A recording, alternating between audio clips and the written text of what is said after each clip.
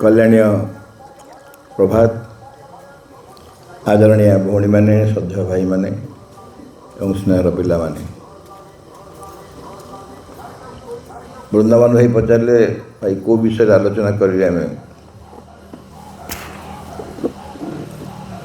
प्रोग्रामटा छापू casually मन आसला जहाँ को नहीं समस्ते एत घाटी होती से विषय कथा भाषण प्रभात दिए मु भाषण दिएनि प्रभात दिए ओडिशा जाक बुलिकी काली कौटी निश्चय एटी भी जीव तार पढ़न कर सी 365 रू 350 दिन भाषण दिए तेणु आम से भाषण मोर अभ्यास नहीं जमा यही आप कथबार्ता आलोचना सकाଳେ कीर्तन भाई जन्मदिन से तार कृष्ण कथा मत टे माने दयाक सहे जदि भाषण दे न पारि वास्तविक आम जीवन में कौन खोजु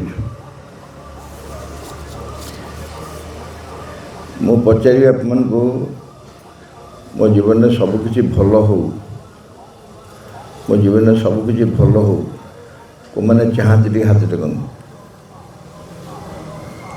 सबकि भल हो आम चाहूँ ना हाथ टेक दयाक जदि हाथ आनी आना बिना टेकार बसतु आप मैंने मझे ना हाथ ना गोड़ कि टेकुना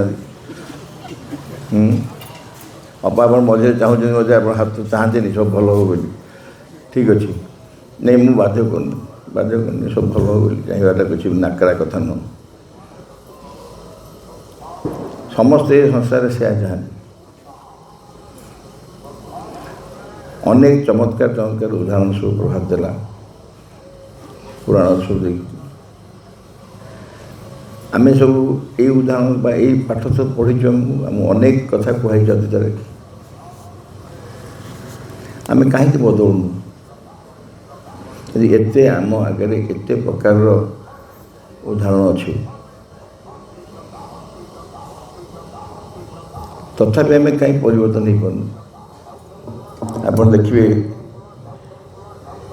गोटे स्कूल कौन प्रोग्राम जो जाने आप गेस्ट को डाक सी आसी कहे यही अनुष्ठान बहुत भल छात्र छात्री उन्नत छात्र छात्री सब पास कर समाज विभिन्न जगह प्रतिष्ठित बहुत भल कथा एवं प्रत्येक वर्ष जी आस भी कहते समस्ते भी आम कहूँ ये भल मनीष हुआ भल भल बहुत गुरुत्व दौर एवं किसी जे भल न हो नुह किसी जे निश्चय भल हो किंतु प्रॉब्लम हूँ एत भल सृष्टि है तथापि किसी भल नुह किसी तो भल नहीं कौन कहना मु गोटे बहुत चमत्कार उदाहरण आम स्कूल पेरेंट्स को घर जाइली बहुत दिन पुराना कथा बहुत पुराना कथा पाचन पाखे तो छत्र बजार जानते परिवार जड़े भद्रलोक दुईटी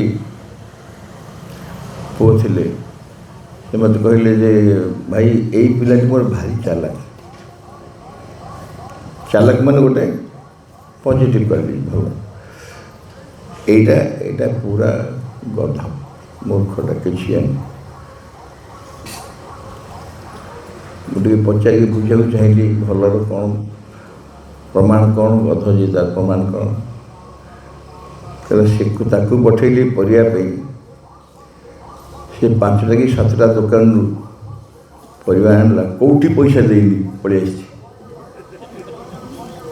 कौन बुझे से भिड़ भर नहीं आसी चुपकी जाके पैसा देनी 5-7टा दुकान परिवार नहीं आसला पैसा देलानी एवं सी सर्टिफिकेट दिखाई बहुत भल आर कौन भूल है गोटे थर पठे बैगण आने କିଲେ ବାଇଗଣ ନେଇକି ଆସିଲା, ସେଥିରୁ ଅଧ କିଲୋ ବେଶୀ ପୋକରା। ମୁଁ କହିଲି ବାବୁ ପୋକରା ବାଇଗଣ କାହିଁ ଆଣିଲ? ନା ଭାଇ ମୁଁ କେମିତି ଜାଣିବି ପୋକରା? ମୁଁ ତ ସେ ଦୋକାନୀକି ପଚାରିଲି ଭାଇ ଆପଣଙ୍କ ବାଇଗଣ କ'ଣ ଭଲ? ସେ କହିଲେ ହଁ ଭଲ। ସେ ଯଦି କହିଥାନ୍ତେ ଯେ ପୋକରା ଅଛି ବାଛିକି ନିଅ, ବାଛିଥାନ୍ତି। ମୁଁ ତାଙ୍କ କଥା ବିଶ୍ୱାସ କଲି। ସେ କହିଲେ ହଁ ବାଇଗଣ ଭଲ, ମୁଁ ନେଇ ଆସିଲି। ଆଉ ପୋକରା ବୋଲି ମୁଁ କେମିତି ଜାଣିବି? ମୁଁ ସେଟା ସନ୍ଦେହ କରିଥିଲି, ଖୋଜିଥାନ୍ତି। ଅର୍ଥାତ୍ ଅନ୍ୟକୁ ସେ ବିଶ୍ୱାସ କଲା, ତାଙ୍କ କଥାକୁ ସେ ବିଶ୍ୱାସ କଲା, ସେଇଟା ହେଲା ତା'ର ମୂର୍ଖାମି, ତା'ର ଦୁର୍ବଳତା, ଭୁଲ ଗୁଣ। ଏହିପରି ଏକ ସମାଜରେ ବଞ୍ଚିଛୁ। ଭଲର ଅର୍ଥ ଏଇଆ, ଭଲର ଅର୍ଥ ଏଇଆ। ଯଦି ସଂସାରରେ ଏତେ ପ୍ରକାରର ଭଲ ମଣିଷ ଅଛନ୍ତି, ବହୁତ ଭଲ ମଣିଷ ଅଛନ୍ତି, କିନ୍ତୁ ସଂସାରରେ କିଛି ବି ପରିବର୍ତ୍ତନ ହେଉନି।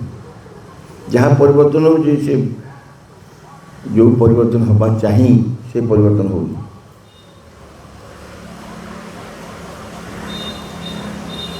ମୁଁ ଗୋଟେ କ୍ଲାସରେ ପଚାରିଲି, ଆଚ୍ଛା ଏଇ କ୍ଲାସରେ କେତେଟା ଭଲ ପିଲା ଅଛନ୍ତି? ସେ କ୍ଲାସ୍ ଟିଚରଙ୍କୁ ପଚାରିଲି। ରୋଲ୍ ନମ୍ବର 1 କହିଲେ ହଁ ଭଲ ଯେ ଡେରିରେ ଆସି ସବୁ। ଆଚ୍ଛା ଛାଡ଼। ରୋଲ୍ ନମ୍ବର 2 ସେ ବି ସେ ଶୀଘ୍ର ଆସେ, ଟାଇମ୍ରେ ଆସେ, ବଡ଼ ମହିଳା ପୋଷାକ ପତ୍ର ପିନ୍ଧିଥାଏ। ଠିକ୍ ଅଛି। ନମ୍ବର 3 ସମସ୍ତ ସାଙ୍ଗେ କଜିଆ କରେ, ପାଠ ଭଲ ପଢ଼େ କିନ୍ତୁ ସମସ୍ତ ସାଙ୍ଗେ କଜିଆ କରେ। ମୁଁ 30 ପର୍ଯ୍ୟନ୍ତ କଲି, 30 ଜଣ ଯାକର କିଛି କିଛି ୱିକନେସ୍ ତାଙ୍କ ଆଖି ଆଗରେ ପଡ଼ିଲା, ଦୁର୍ବଳତା। ମୁଁ ତାଙ୍କୁ କହିଲି ପ୍ରକୃତରେ ଭଲ ପିଲା କେହି ଭଲ ପିଲା କାହାନ୍ତି ଭାଇ ଆଜିକାଲି କହିଲେ? କେଉଁଠି କିଏ ଭଲ ପିଲା ଅଛନ୍ତି? ସମସ୍ତେ ଏଇଭଳିଆ।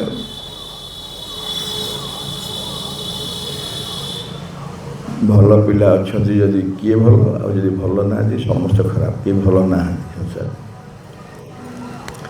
ଭାଇ ଭଉଣୀମାନେ, ଗୋଟେ ସମୟ ଆପଣ ଚିନ୍ତା କରନ୍ତୁ, ଯଦି ମଣିଷ ପୃଥିବୀକି ଆସିନଥିଲେ, ମଣିଷ ପୃଥିବୀକି ଆସିନଥିଲେ, ମାଙ୍କଡ଼ମାନେ ଥିଲେ। ତ ମାଙ୍କଡ଼ମାନଙ୍କର 2ଟା ସ୍କୁଲ ଥିଲା। ମାଙ୍କଡ଼ମାନଙ୍କର 2ଟା ସ୍କୁଲ। ଗୋଟେ ସ୍କୁଲ ହେଉଛି ମାଙ୍କଡ଼ରୁ ଭଲ ମାଙ୍କଡ଼ ହେବ, ଆଉ ଗୋଟେ ଥିଲା ମାଙ୍କଡ଼ରୁ ମଣିଷ ହେବ। ଗୋଟେ ସ୍କୁଲ ଥିଲା ମାଙ୍କଡ଼ରୁ ଭଲ ମାଙ୍କଡ଼ ହେବ, ବହୁତ ଲମ୍ବା ବାଟ ଡେଇଁବ, ଗୋଟେ ଡାଳ ଫାଳ ଗୋଟେ ଶୀଘ୍ର ଖାଇଦେବ, ଅନ୍ୟମାନେ ତୁଳନାରେ ବହୁତ ବେଶୀ ଖାଇବ, ତାର କ୍ୟାପାସିଟି ବଢ଼ିଯିବ, ବହୁତ ବଡ଼ ଡେଇଁପାରିବ। ବହୁତ ଜଣ ଯାହା ମାଙ୍କଡ଼ ନର୍ମାଲ କ୍ୱାଲିଟି, ସେ କ୍ୱାଲିଟି ତାର 10 times କି 15 times କି 20 times ବଢ଼ିଯିବ, ସେ ଭଲ ମାଙ୍କଡ଼ଟେ ହେବ। ଆଉ ଗୋଟେ ହେଉଛି ମାଙ୍କଡ଼ ନ ହେଇକି ସେ ମଣିଷ ହେବ, ଆଉ ଗୋଟେ ସ୍କୁଲରେ ଚେଷ୍ଟା କରାଯାଉଛି। ନର୍ମାଲି ଆମେ ଯଦି ସେଇ ମାଙ୍କଡ଼ ହେଇଥାନ୍ତୁ, ଆପଣ ମଣିଷ ହେଇଗଲେ ତ ବଡ଼ ଅସୁବିଧା କଲା, ମଣିଷ ହେଇ ଚୁଜ୍ କରିହେବନି। ଆମେ ଯଦି ସେଇ ମାଙ୍କଡ଼ ହେଇଥାନ୍ତୁ, ଆମକୁ କୁହାହେଇଥାନ୍ତା ଚୁଜ୍ କର 2ଟା ସ୍କୁଲ, କେଉଁ ସ୍କୁଲରେ ନାଁ ଲେଖିବ, କେଉଁଠି ପାଠ ପଢ଼ିବ, ଆମେ କେଉଁ ସ୍କୁଲ ଚୁଜ୍ କରିଥାନ୍ତୁ? ଆମେ ଯଦି ମାଙ୍କଡ଼ ହେଇଥାନ୍ତୁ, ମଣିଷ ନୁହଁ, ଆମେ ଯଦି ମାଙ୍କଡ଼ ହେଇଥାନ୍ତୁ, ମାଙ୍କଡ଼ ଅବସ୍ଥାରେ ଆମେ ସେ 2ଟା ସ୍କୁଲରୁ କେଉଁ ସ୍କୁଲଟା ଆମେ ଚୁଜ୍ କରିଥାନ୍ତୁ? ମାଙ୍କଡ଼ ହେବା ପାଇଁ ସିନା କଷ୍ଟ ହେଉଛି, ଭାବିବା ପାଇଁ କଷ୍ଟ ହେଉଛି। ମାଙ୍କଡ଼ ହେଇକି ଭାବିବନି, ଆମେ ଚିନ୍ତା କରିବା ଯେ ଆମକୁ ଆକ୍ଚୁଆଲି କେଉଁ ସ୍କୁଲଟା ପସନ୍ଦ।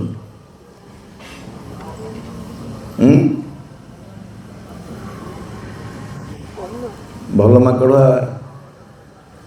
ନା ମଣିଷ? ମାଙ୍କଡ଼ ଜାଣିଥିଲା ମଣିଷ କ'ଣ? ମାଙ୍କଡ଼ ଜାଣିଥିଲା କି ମଣିଷ ହେବା କଥା? ଜାଣିଛ ନଥିଲା। ସେ କାହିଁ ଚୁଜ୍ କରିବ ମଣିଷ ହେବେ? ମଣିଷ ହେଲେ କ'ଣ ହେବ ନ ହେବ କିଏ ଜାଣିଛି? ମଣିଷ ହେଲେ କ'ଣ ହେବ ନ ହେବ ଆମେ ସିନା ମଣିଷ ହେଲା ପରେ ଜାଣିଛୁ ମଣିଷ ଏଇଆ, ସେତେବେଳେ ମଣିଷ ଆସିନଥିଲା ପୃଥିବୀ। ତାକୁ କୁହାହେଲା ଯେ ତୁମଠୁ ଆଉ ଗୋଟେ ଭଲ ଜାତି ଆସିବେ, ସେଇ ଜାତି ପାଇଁ ଗୋଟେ ଟ୍ରେନିଂ ଦିଆହେଉଛି। ସେଠି ଯିବ ନା ବହୁତ ଚମତ୍କାର ମାଙ୍କଡ଼ ହେଇକି ବାହାରିବ। ଅଧିକାଂଶ ପ୍ରିଫର୍ କରିଥାନ୍ତି ନାହିଁ ସେଟା କ'ଣ ଜଣା ନାହିଁ, କ'ଣ ହେବ ନ ହେବ ମଣିଷ ଛାଡ଼, ଆମେ ଗୋଟେ ଭଲ ମାଙ୍କଡ଼ ହେଲେ ଭଲ, ଗୋଟେ ଆଉ ଗୋଟେ ଭଲ ମାଙ୍କଡ଼ ହେବା, ଆମ କ୍ୟାପାସିଟି ବଢ଼ିବ। ନର୍ମାଲି ସ୍କୁଲ ମାନଙ୍କରେ ବା ସମାଜରେ ସୋସାଇଟିରେ ଏଇ ଭଲ ହେବା ପାଇଁ ଗୋଟେ ଆଗ୍ରହ, ଗୋଟେ ଉତ୍ସାହ ଉତ୍କଣ୍ଠା ଦିଆଯାଉଛି ସବୁ ଜାଗାରେ। ଗୋଟେ ଇଂଲିଶ ମିଡ଼ିୟମ୍ ସ୍କୁଲକୁ ମୁଁ ଯାଇଥିଲି। ମୁଁ କୌଣସି ଇଂଲିଶ ମିଡ଼ିୟମ୍ ସ୍କୁଲ ବିରୁଦ୍ଧରେ କିଛି କହିବାର ନାହିଁ। ଆପଣମାନଙ୍କ ଛୁଆମାନେ କି ଆପଣମାନେ ଥିବେ ସେସବୁ ସମ୍ପର୍କରେ କିଛି କହିବାର ମାନେ ତା ବିରୁଦ୍ଧରେ କିଛି କହୁନି, କିନ୍ତୁ ମୋର ମନୋଭାବ ଯାହା ହେଲା ସେ ସ୍କୁଲରେ ଦେଖିଲି। କ୍ଲାସ୍ 8ର ପିଲାଙ୍କୁ ଯେତେବେଳେ ଫାର୍ଷ୍ଟ ଟର୍ମିନାଲ୍ ରେଜଲ୍ଟ ବାହାରିଲା, ଗୋଟେ କାଗଜ ଦିଆହେଲା, 5 ମିନିଟ୍ ସମୟ ଦିଆହେଲା, ନିଜ ବିଷୟରେ 5 ମିନିଟ୍ ଲେଖ, ନିଜ ସମ୍ପର୍କରେ 5 ମିନିଟ୍ ଲେଖ। ସେ ଗୋଟେ ପିଲା ଲେଖିଲା, କେତେ କିଏ ଲେଖିଲେ ତୁମେ କ'ଣ ହେବାକୁ ଚାହୁଁଛ, କ'ଣ ନାହିଁ ସବୁ ମିଳିବ। ସେ ଲେଖିଲା ଯେ I want to B A good person, I want to B A good person, ମୁଁ ଗୋଟେ ଭଲ ମଣିଷ ହେବା ପାଇଁ ଚାହୁଁଛି। ତାଙ୍କ ଟିଚର ଏତେ ଖୁସି ହେଇଗଲେ ଯେ ଗତ 20 ବର୍ଷ ଭିତରେ ମୁଁ ଏଭଳି ଜଣେ ଲେଖିବ ମୁଁ ବିଶ୍ୱାସ କରିନଥିଲି। ଗୋଟେ ପିଲା କହିବ ଯେ ଗୋଟେ ଭଲ ମଣିଷ ହେବା ପାଇଁ ଚାହୁଁଛି ସମାଜରେ। ଅର୍ଥାତ୍ ଏଇଟା ଏତେ ରେୟାର, ଭଲ ମଣିଷଟା ହେବା ପାଇଁ ଯେ ଚାହିଁଲାଣି ଆଉ କ'ଣ ବର୍ଷ। ଏବଂ ଆମମାନେ ବି ଯଦି କଥା କେଉଁଠି ପଢ଼ୁଛି ସେଇଭଳି ଭାବରେ ଆମର ବି 2ଟା ସ୍କୁଲ ଅଛି। ଗୋଟେ ମଣିଷରୁ ଭଲ ମଣିଷ କରାହେଉଛି, ସବୁ ପ୍ରକାର ଭଲ ପାଠ ପଢ଼ିବା, ଭଲ ଟ୍ୟାଲେଣ୍ଟ ଆସିବ, ଭଲ ରିସର୍ଚ୍ଚ ହେଇପାରିବ, ଭଲ ଖ୍ୟାତି ଅର୍ଜନ କରିପାରିବ, ଜୀବନରେ ଭଲ ଉପାର୍ଜନ କରିପାରିବ। ଏଇଟା ଯାହା ଭଲ ପାଉ ସେ ସବୁ ସେଠି ସୁଯୋଗ ଅଛି କରିବା ପାଇଁ। ସେଥିରେ ଆମେ ସମ୍ପ୍ରଦାୟକୁ ଚାହୁଁଛୁ ନା ମଣିଷ ପରେ ଅତିମାନ ହେବା ପାଇଁ ଚାହୁଁଛୁ। ମୁଁ ସେଇ ମାଙ୍କଡ଼ର ଉଦାହରଣ ଦେଲି ଏଇଠିକି ଆସିବା ପାଇଁ। ମଣିଷ ପରେ ଅତିମାନବ ଗୋଟେ ନୂଆ ଜାତି ଆସୁଛନ୍ତି। ସେ ଜାତି ଅବଶ୍ୟ କହିଲା ଗୀତୁ ଆପଣମାନେ ଶୁଣୁଥିବେ, ଅତିମାନବ ଜାତି ଆଉ ପସିବିଲିଟି ଠିକ୍ ନାହିଁ, ଇଟ୍ସ ଏ ଫ୍ୟାକ୍ଟ। ଅତିମାନ ଶକ୍ତି ଅବତରଣ କରିସାରିଛି, ପୃଥିବୀ ପୃଷ୍ଠରେ କ୍ରିୟା କରୁଛି, ତେଣୁ ଅତିମାନବ ଜାତି ଆସିବା ଆଉ ଗୋଟେ ସମ୍ଭାବନା ହେଇକି ନାହିଁ। ଏଇଟା ନିଶ୍ଚିତ ବିଳମ୍ବ ହେଇପାରେ, ବିଳମ୍ବ ହେବ, କାହିଁକିନା ଆମମାନଙ୍କ ଉପରେ କିଛି ନିର୍ଭର କରୁଛି, ତାହା ସବୁବେଳେ ନହେଲେ ମଧ୍ୟ। ତେବେ ଏନିୱେ ସେଇ ସମ୍ଭାବନାକୁ ଆମେ ବେଶୀ ଦୃଷ୍ଟି ଦେବା ନା ପୁରାତନ ଯାହା ଚାଲିଛି ସଂସାରରେ ତା ଉପରେ ସନ୍ତୁଷ୍ଟ ହେବା, ତାକୁ ହିଁ ଭଲ କରିବାକୁ ଉଦ୍ୟମ କରିବା। ଭାଇମାନେ ମନେ ରଖନ୍ତୁ, ଯେତେ ଦିନ ପର୍ଯ୍ୟନ୍ତ ଆମେ ଭଲରେ ସନ୍ତୁଷ୍ଟ ଥିବା ଆମକୁ ନୂଆ ଜମା ଦେଖାଯିବ ନାହିଁ। ଯେତେ ଯାଏ ଆମେ ଭଲରେ ସନ୍ତୁଷ୍ଟ ଥିବା ଆମକୁ ନୂଆ ସବୁବେଳେ ଗୋଟେ ଦୁରନ୍ତ ବସ୍ତୁ କହୁକୁ କହିବା ଇଏ କ'ଣ ଆକାଶ କଇଁଆ ଚିଲିକା ମାଛ ସେ କ'ଣ ହେବ, କେବେ ସୁପରମେଣ୍ଟାଲ ହେବ, କେବେ ମଣିଷ ଅତିମାନବ ହେବ, କେବେ ରୂପାନ୍ତର ହେବ, ମଣିଷ ଏକ ନୂତନ ପ୍ରକାର ମଣିଷରେ ଉପନୀତ ହେବ, ଏ କ'ଣ ସବୁ ସତ୍ୟରେ ସମ୍ଭବ। ତେଣୁ ବର୍ତ୍ତମାନ let's B happy with a good man. ଗୋଟେ ଭଲ ମଣିଷ ହେବାରେ ତାର ସନ୍ତୁଷ୍ଟ ହୋଇକି ରହିବା। ଯେତେଦିନ ପର୍ଯ୍ୟନ୍ତ ଆମ ଭିତରେ ଏଇ ନିଶା, ଏଇ ଯେଉଁ ଆକର୍ଷଣ କହିଲା ପ୍ରଭାତ ତା ଭାଷଣରେ କହିଛି, ଗୋଟେ ଆସକ୍ତି ଆକର୍ଷଣ ଯାହାକୁ କୁହାଯାଏ, ଆକର୍ଷଣ ଯଦି ରହିବ ସେଇଟା ଏ ଭଲ ହେବା ପାଇଁ ଯଦି ଆକର୍ଷଣ ରହିବ ତାହେଲେ ଆମକୁ ଆରଟା କିଏ ବାଟ ପାଇବାନି। ଏଇ ଉଦାହରଣ ନେଲେ ଆମେ ଭଲରେ ବୁଝିପାରିବା। ଦେଖନ୍ତୁ ଆପଣଙ୍କ ସବୁ ଲୋକାଲ ରେଲୱେ ଷ୍ଟେସନ ହେଲା Jajpur road. Jajpur road railway ଷ୍ଟେସନରୁ ଆପଣ ନ୍ୟୁ ଦିଲ୍ଲୀ ଯିବେ, ଡାଇରେକ୍ଟ ଟ୍ରେନ୍ ଅଛି ଆଜିକାଲି, ଟିକେଟ୍ କାଟି ନ୍ୟୁ ଦିଲ୍ଲୀ ଯିବେ। ବାଟରେ ଅନେକ ଛୋଟ ଛୋଟ ଷ୍ଟେସନ ପଡ଼ିବ, ଯେଉଁ ଷ୍ଟେସନ ପାଇଁ ଟିକେଟ୍ କାଟିବାକୁ ପଡ଼ିବନି, ସେ ଷ୍ଟେସନରୁ ଆପେ ଆସିବେ, ବାଟରେ ଆସିବେ। କିନ୍ତୁ ବାଟ ଷ୍ଟେସନ ପାଇଁ ଟିକେଟ୍ କାଟିଲେ ନ୍ୟୁ ଦିଲ୍ଲୀ ଆସିବନି। ଆସିବ କି? ଯେଉଁ ମୋଗଲସରାଇ ବାଟରେ ପଡ଼ିବ, ଟାଟା ବାଟରେ ପଡ଼ିବ, କାନପୁର ବାଟରେ ପଡ଼ିବ, ସେ ଷ୍ଟେସନରୁ ବାଟରେ ପଡ଼ିବେ।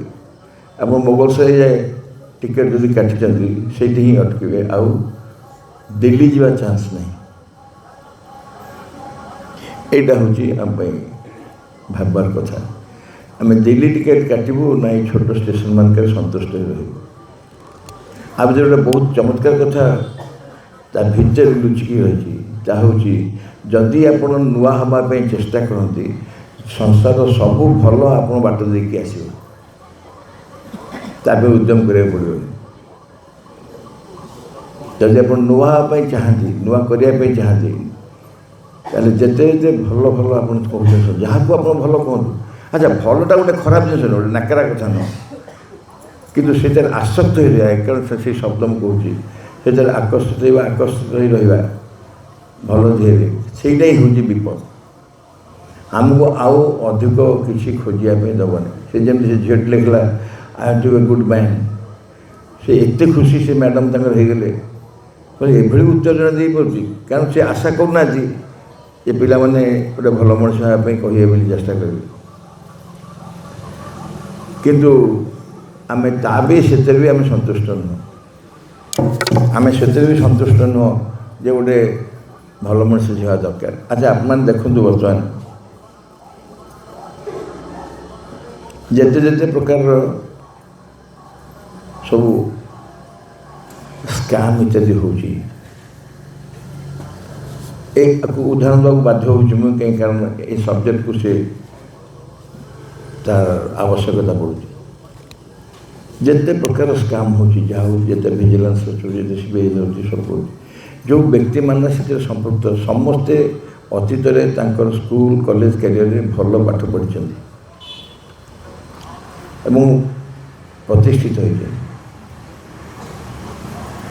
ସମାଜରେ ପ୍ରତିଷ୍ଠିତ ହୋଇଛନ୍ତି, ପାଠରେ ଭଲ ପଢ଼ିଛନ୍ତି, ତାଙ୍କର ଯୋଗ୍ୟତା ଭଲ, ସବୁ ଭଲ, କିନ୍ତୁ ଭିତରେ ଯେଉଁ ଗୁଣଟି ତାଙ୍କୁ ଗୋଟେ ମନ୍ଦ ଗୁଣକୁ ଆକର୍ଷିତ କରିବା ପାଇଁ ଅଛି, ତାକୁ କାଟିବା ପାଇଁ ତାଙ୍କ ଭିତରେ କୌଣସି ସମ୍ଭାବନା ନାହିଁ। ଯଦି ସିଏ ଗୋଟେ ନୂତନ ପ୍ରତି ଦୃଷ୍ଟି ଦେଇଥାନ୍ତେ, ନୂଆ ପ୍ରକାର କିଛି ହେବା ପାଇଁ ଦୃଷ୍ଟି ଦେଇଥାନ୍ତେ, ତାହେଲେ ଏମାନେ ସବୁ ସୁଯୋଗ ପାଇବେନି ଭିତରେ ଆସିବା ପାଇଁ। ଆପଣ କ'ଣ ନା କ'ଣ ସେ ଯେଉଁ କେଉଁ ପରୀକ୍ଷାରେ ସେ ପରୀକ୍ଷାର୍ଥୀ ଅନେକ ହୋଟେଲରେ ରଖାଗଲା, କ'ଣ ସେଟା ଏସ୍ଆଇ ପରୀକ୍ଷା, ଏସ୍ଆଇ ପରୀକ୍ଷା ନା? ଆଚ୍ଛା, ଏଇଟା ଆପଣ ବିଶ୍ୱାସ କରିପାରୁଛନ୍ତି ଅତୀତରେ ଏମିତି ହେଇଛି? ଅତୀତରେ ହେଇକି ଏମିତି ସେ ଛଡ଼ାଇ ପୋଲିସ ଗୋଟେ ବାହାରିଲା, ଗୋଟାଏ ପଞ୍ଚାୟତରୁ 15 ଜଣ ଏସ୍ଆଇ ପାଇଲେ, ଗୋଟାଏ ପଞ୍ଚାୟତରୁ 15 ଜଣ କାହିଁକି ପାଇଲେ ନା କୋଶ୍ଚିନ୍ ପାଇଲେ, ସେଭଳି କରାହେଉଥିଲା। ଅତୀତରେ ଗଲା ପରେ ଏହା କରାହେଉଥିଲା, ପୋଲିସ ସିଲେକ୍ସନ୍ ଏହା ହିଁ କରାହେଉଥିଲା। ତାମାନେ ଏଥିରେ 200-400 ପୋଲିସ ଖୋଜିଲେ ମିଳିବେ ଯେଉଁକି ଏଭଳିଆ କୋଶ୍ଚିନ୍ ପାଇକି ପାସ୍ କରିକି ପରୀକ୍ଷା ଜଏନ୍ କରି ପୋଲିସ ହେଇଛନ୍ତି, ଏ ଆହୁରି ଅଧିକ। ଏସବୁକୁ ଆମେ କାହିଁକି ସୁଯୋଗ ଦିଆହେଇଛି ସମାଜରେ ନା ଗୋଟେ ଆକର୍ଷଣ ଅଛି, ଭିତରେ ଆକର୍ଷଣ ଅଛି, ଭଲ ମନ୍ଦ। ଆମେ ଆମ ସ୍କୁଲକୁ ଯେତେବେଳେ ଆଲୋଚନା କରୁ, we are not a good school, आम सब आलोचना करूँ आम श्रीअरविंद पूर्णांग सेकेंडर एक भल स्कूल नुहे। पेरेंट्स मान मीटिंग कहीदे पेरेंट्स मैंने टेरा ही चाहिए पूर्णांग सेकेंडर भल स्कूल नुहे, भल स्कूल नुहे।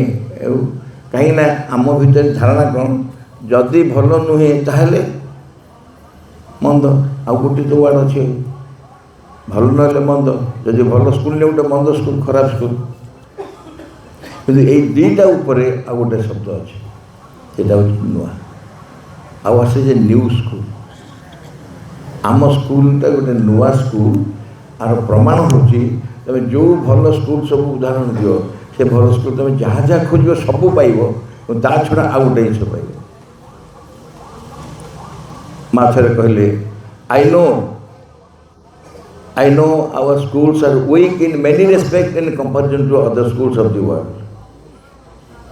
आम स्कूल संसार अन्य स्कूल ठार बहुत दुर्बल विभिन्न मार्ग दुर्बल मुझे जाने से कथा but there is something here which can not be found elsewhere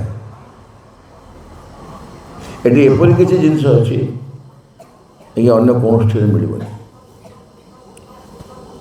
एपरि किसी अच्छी जोटा से ही हूँ नुआ जोटा अन्य मैंने खोजती नुह जे जानती नहीं कि जानती आम कहूँ सुप्रामेंटर सुरेंद्र सिन्हा प्रकाश कले कि आगुरी सुप्रामेंटर संपर्क में कौट कौट जगह वर्णना अच्छी शास्त्र अच्छी किंतु कहीं दृष्टि देना संभव दिन हो पारे अवस्था आसना सूचना आसना माँ शिवज आसला से कथा प्रश्न उठला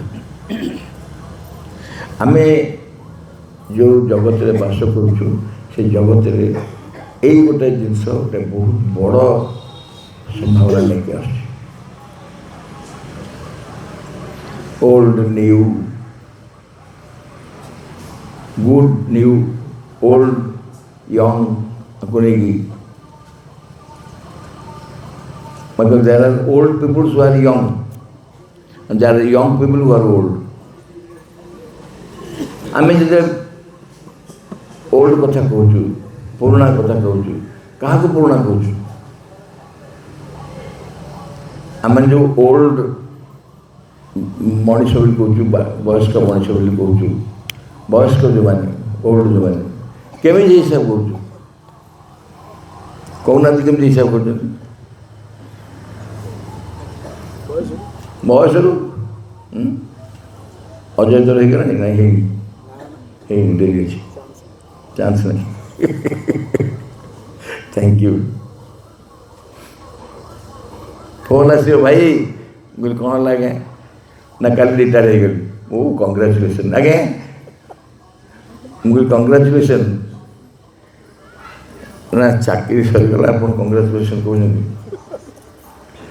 मुझे कंग्रेचुलेसन ये आप तरुण भाव आरंभ करेंगे आप बयस हिसाब कर रिटायर हो गले तापर बयस हिसाब कर पड़े आउ कौन हिसाब कर दिन बचिलु केते दिन आउ चाकरी अच्छी हिसाब हुए आउ के दिन चाकरी रहा रिटायर होगा पर कौन आउ हिसाब आउ के दिन बचबी हिसाब हुए कि अपेक्षा कर दिन आउ अच्छे आज्ञा आउ 8 वर्ष बचबी तापर 8 वर्ष गले से आउ हिसाब नहीं तेणुक एज हिसाब हुए तेणु आप मैंने एणिकी तरुण हो बहुत बढ़िया इंटरेस्टिंग इंग्लिश गोटे पैसेज पोएम भाया मुझे ट्रांसलेट कर ओरिजिनल मन नहीं या हाथ में राति शोवा पूर्व मो कानूर शुणा जंत्र काढ़ी थोली पार्टी दांत काढ़ी थोली आखिर चषमा काढ़ी थोली आउ खोजिली आउ कौन अच्छी कि नहीं रखा देखिले आउ कि नहीं तापर राति शोली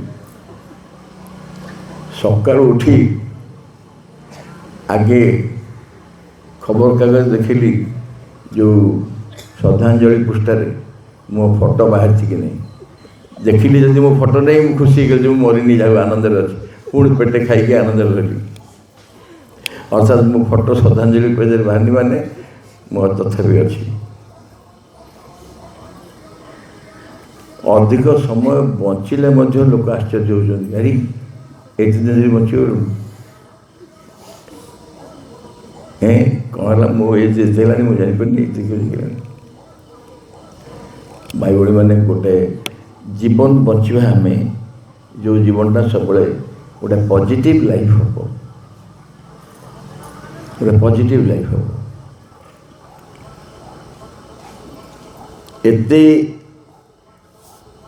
एते बुलला पर भी आप क्लांत होना मजा पचारे मुझे कहली उल्टाटा पचारे मुझे खुशी होती आज क्लांत लगुच कौन बैसी बुलूँ कही ना मुझे क्लांत लगे এটা ক্লান্ত ହେଉନା ତ ସ୍ୱାଭାବିକ କଥା। ମୋର ମନେ ଅଛି ଆମେ ଗୋଟେ ଜିଲ୍ଲା ମିଟିଂରେ ପ୍ରଭାତ ଶୁଣିଛୁ କହିଲା ଶୁଣିଥିବ ଗୋଟେ ମିଟିଂରେ ଆମକୁ ସବୁ ଇଣ୍ଟ୍ରୋଡକ୍ସନ୍ ଦେଲା ଟେକାଟେକି କହନ୍ତିନି, ଇଣ୍ଟ୍ରୋଡକ୍ସନ୍ ଦେଲା ଟିକେ ଟେକାଟେକି କହନ୍ତି। ଆଉ ବେଳେବେଳେ ଏତେ ଟେକି ଦିଅନ୍ତି ମୋତେ ଏମିତି ତ ମୋଟା ପଡ଼ିଗଲେ ଫାଟିଯିବି, ଏତେ ଉପରକୁ ଟେକି ଦିଅନ୍ତି ମୋତେ ଭାରି ଅସୁବିଧା ଲାଗେ।